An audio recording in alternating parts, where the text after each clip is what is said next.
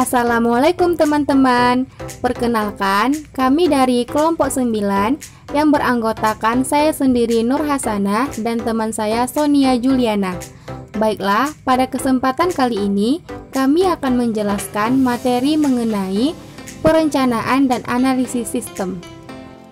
Di mana submateri yang akan kita bahas adalah perencanaan sistem dan analisis kelayakan, tahap-tahap analisis sistem, garis besar desain sistem, dan langkah-langkah desain sistem. Namun sebelumnya, saya akan menjelaskan apa itu perencanaan dan analisis sistem. Yang pertama, perencanaan sistem. Perencanaan sistem meliputi proses identifikasi subsistem yang ada pada sistem informasi yang pengembangannya membutuhkan perhatian khusus. Tujuan perencanaan sistem ini adalah untuk mengidentifikasi berbagai bidang permasalahan yang perlu segera dipecahkan maupun yang nantinya akan diselesaikan. Yang kedua adalah analisis sistem. Analisis sistem dimulai setelah perencanaan sistem telah mengidentifikasi subsistem yang dikembangkan, di mana tujuan utama analisis sistem ini adalah untuk memahami sistem dan permasalahan yang ada, memberikan gambaran informasi yang dibutuhkan, dan untuk menetapkan prioritas untuk kerja sistem berikutnya. Pembahasan selanjutnya yaitu subsistem yang pertama, yaitu perencanaan sistem dan analisis kelayakan. Dalam melakukan perencanaan dan analisis kelayakan, diperlukan perhatian yang sama ketika mengembangkan sebuah rencana dan strategi sistem secara keseluruhan. Rencana tersebut harus memasukkan dukungan dan persetujuan total dari manajemen puncak. Rencana keseluruhan perlu mendapatkan kepastian untuk mencapai tujuan. Yang pertama, sumber daya yang dimiliki akan ditujukan untuk subsistem yang paling membutuhkan sumber daya tersebut. Yang kedua, proses duplikasi dan upaya yang sia-sia akan diminimalkan. Dan yang ketiga, pengembangan strategi organisasi akan konsisten dengan keseluruhan rencana strategi organisasi.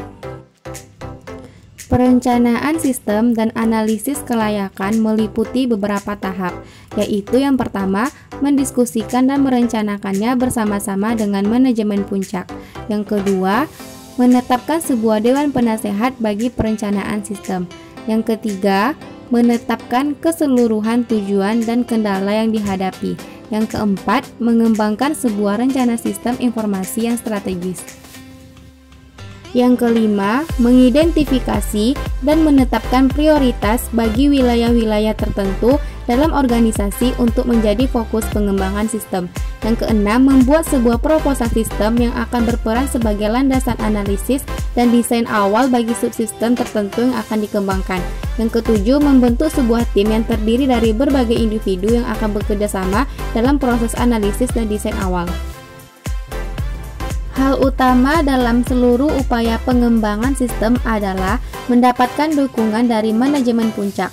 Tugas utama pengembangan sistem adalah mengamati dengan cermat rencana strategi, faktor kunci sukses, dan tujuan keseluruhan manajemen puncak. Elemen yang menjadi kunci dalam sebuah rencana sistem strategis adalah yang pertama, keseluruhan pernyataan yang terkait dengan faktor sukses kunci dari perusahaan dan tujuan yang ingin dicapai. Yang kedua, deskripsi sistem dalam perusahaan yang membutuhkan upaya untuk pengembangan. Yang ketiga, pernyataan prioritas yang menunjukkan bidang-bidang mana saja yang akan mendapatkan prioritas paling tinggi. Yang keempat, garis besar sumber daya yang dibutuhkan termaksud di dalamnya biaya, orang, dan peralatan. Yang kelima, rencana waktu pengembangan sistem tertentu. Pembahasan selanjutnya adalah mengenai tahap-tahap analisis sistem. Analisis sistem merupakan penguraian dari sistem informasi yang utuh ke dalam bagian-bagian komponennya dengan maksud untuk mengidentifikasi dan mengevaluasi permasalahan-permasalahan, kesempatan-kesempatan, hambatan-hambatan yang terjadi, dan kebutuhan-kebutuhan yang diharapkan sehingga dapat diusulkan perbaikan-perbaikannya. Tahap analisis sistem dilakukan setelah tahap perencanaan sistem dan sebelum tahap desain sistem. Tahap analisis merupakan tahap yang kritis dan sangat penting karena kesalahan di dalam tahap ini akan menyebabkan kesalahan di tahap selanjutnya. Sehingga dapat dijelaskan tahapan analisis sistem terdiri dari yang pertama, survei terhadap sistem saat ini. Yang kedua, mengidentifikasi kebutuhan informasi. Yang ketiga, mengidentifikasi kebutuhan sistem. Dan yang keempat, mengembangkan laporan analisis sistem. Tahap yang pertama, survei terhadap sistem saat ini, di mana tujuan survei adalah yang pertama, memperoleh pemahaman mendasar mengenai aspek operasional dari sistem. Yang kedua, menetapkan sebuah hubungan kerja dengan pengguna sistem. Yang ketiga, mengumpulkan data-data penting yang berguna untuk pengembangan desain sistem. Yang keempat, mengidentifikasi permasalahan-permasalahan khusus yang membutuhkan lebih banyak perhatian dalam upaya desain sistem. Dalam melakukan survei, ada beberapa hal yang harus diperhatikan, yaitu yang pertama, pertimbangan perilaku. Elemen manusia merupakan faktor kunci untuk melakukan survei sistem. Yang kedua, sumber-sumber untuk mendapatkan berbagai fakta. Bisa dilakukan melalui wawancara, kuesioner, maupun observasi. Dan yang ketiga adalah menganalisis hasil survei tersebut. Tahap yang kedua adalah mengidentifikasi kebutuhan informasi. Ketika mengidentifikasi informasi yang dibutuhkan, akan mempelajari keputusan-keputusan tertentu yang diambil manajer dalam hal input informasi yang dibutuhkan dan digunakan. Proses ini disebut analisis kebutuhan informasi, dan hal ini merupakan dasar dilakukannya analisis terhadap pengambilan keputusan. Ada beberapa teknik sistematis yang dapat digunakan untuk memahami pengambilan keputusan dan informasi yang dibutuhkan. Yang pertama, mengidentifikasi tanggung jawab utama seorang manajer. Yang kedua, mengidentifikasi perangkat apa saja yang digunakan untuk menilai seorang manajer. Yang ketiga, mengidentifikasi beberapa permasalahan utama yang dihadapi manajer. Yang keempat, mengidentifikasi perangkat apa saja yang dapat digunakan manajer untuk mengevaluasi output personal. Tahap yang ketiga, mengidentifikasi kebutuhan sistem. Kebutuhan-kebutuhan tersebut dapat ditentukan dalam dua hal, yaitu input dan output. Kebutuhan input bagi sebuah subsistem tertentu menentukan kebutuhan khusus apa saja yang harus dipenuhi agar subsistem tersebut mampu mencapai tujuannya. Tahap yang keempat adalah mengembangkan laporan analisis sistem, di mana elemen kunci dalam analisis sistem itu adalah yang pertama, ringkasan lingkup dan tujuan proyek analisis. Yang kedua, penegasan kembali hubungan antara proyek dengan rencana keseluruhan sistem informasi strategis. Yang ketiga, deskripsi keseluruhan permasalahan dalam subsistem tertentu yang sedang dianalisis. Yang keempat, ringkasan keputusan yang dibuat dan informasi tertentu yang dibutuhkan untuk mendukung keputusan tersebut. Yang kelima, spesifikasi kinerja sistem yang dibutuhkan. Yang keenam, keseluruhan anggaran biaya dan rencana waktu pelaksanaan proyek. Yang ketujuh, rekomendasi bagi peningkatan sistem yang ada saat ini atau bagi perencanaan sistem baru. Yang kedelapan, rekomendasi yang terkait dengan perubahan tujuan bagi subsistem yang sedang dipelajari. Garis besar desain sistem. Nah, sebuah desain sistem sangat mirip sekali dengan layout arsitek sebuah rumah. Nah, dalam tahap perencanaan, sang arsitek akan menentukan fungsi-fungsi dasar yang harus dimiliki oleh rumah tersebut. Nah, merumuskan rencana umumnya itu berhubungan dengan layout keseluruhan. Nah, dalam tahap desain, sang arsitek akan menyiapkan sebuah cetak biru dari rumah tersebut. Sama halnya dengan perencanaan sistem, ia juga perlu menyiapkan sebuah cetak biru yang dapat diimplementasikan oleh akuntan, programmer komputer, dan pihak manajemen. Desain sistem umumnya memiliki permasalahan pada elemen sistem, sehingga menghasilkan pertimbangan dalam desain sistem. Yang pertama adalah desain output. Prinsip efektivitas harus diaplikasikan pada seluruh elemen dalam sistem, karena sebuah investasi dalam sistem informasi adalah seluruh pengeluaran anggaran modal, yaitu harus dievaluasi berdasarkan biaya manfaat.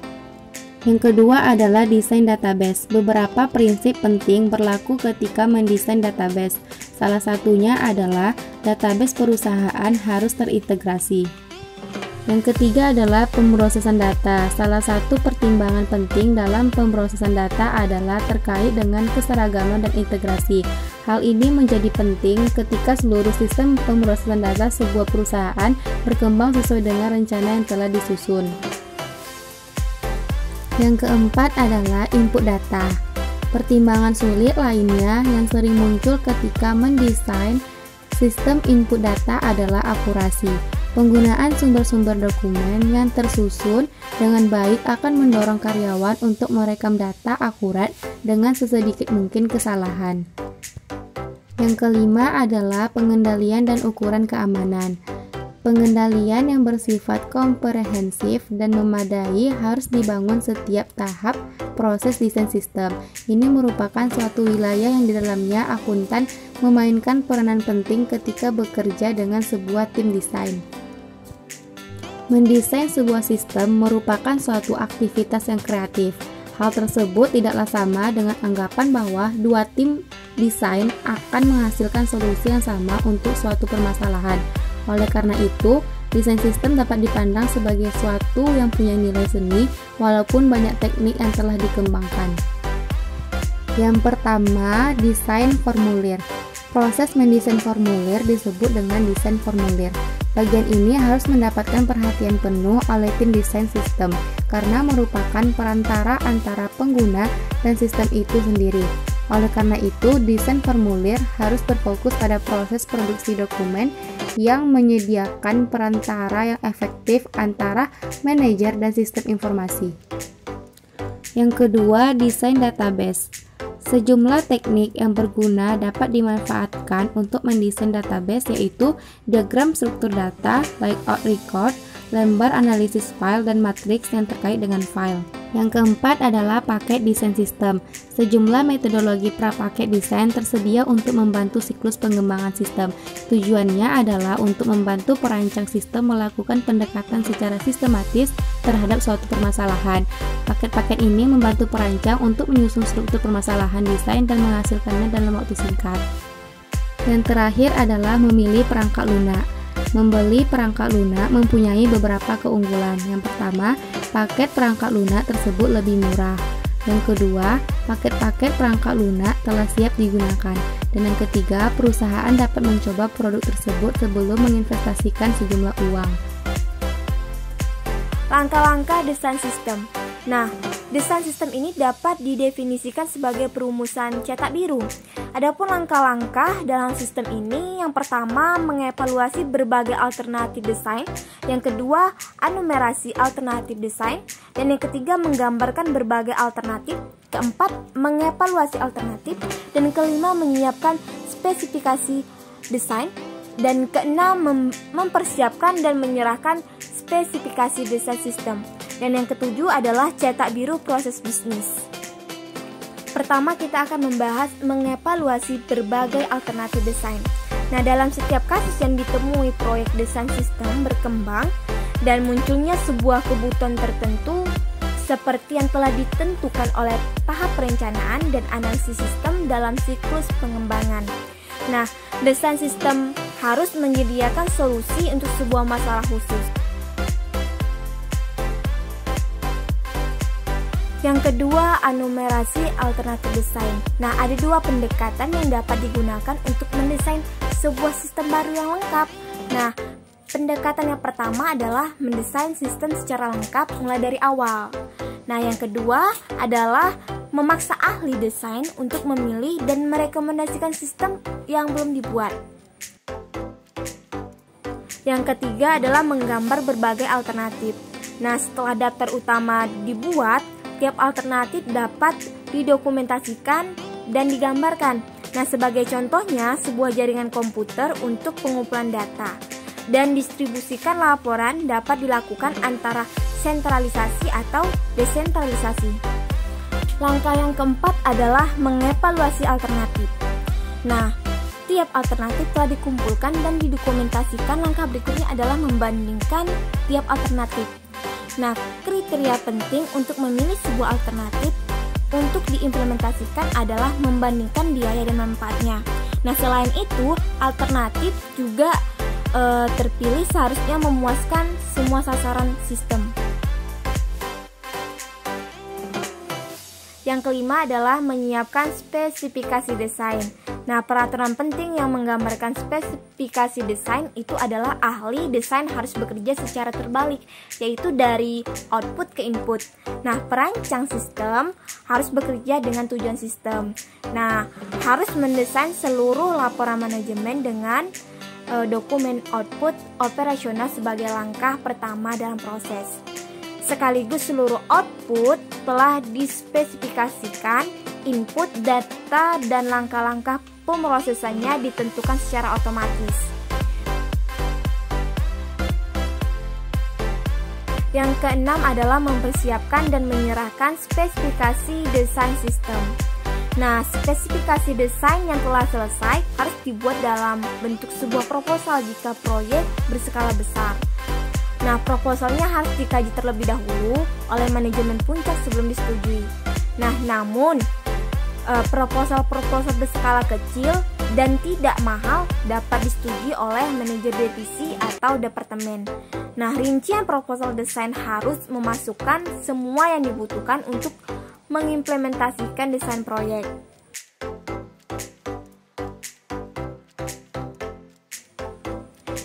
Yang ketujuh adalah cetak biru proses bisnis.